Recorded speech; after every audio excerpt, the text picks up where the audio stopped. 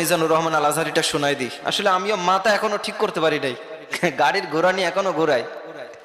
মিজানুর রহমান আল আজহারি যেমনি আলোচনা করে। আচ্ছা, ইনশাল্লাহ।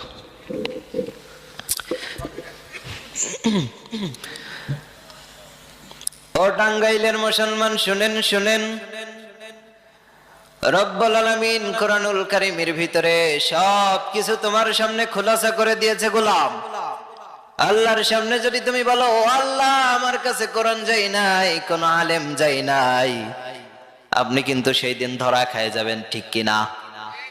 আপনার কাছে উলামায়ে কেরাম গেছে, কোরআন গিয়েছে, কোরআনের তাফসীর গুনাহ আজকের আলেম উলামায়ে কেরাম আপনার সামনে উপস্থাপনা করে, কত সুন্দর। এই গোলামেরা কেন বসে আছে? এরা তো কোরআন শোনার জন্য বসে আছে। আজ যদি এদের সামনে কোরআন উপস্থাপনা করা হয়, আল্লাহর এই গোলামেরা এরা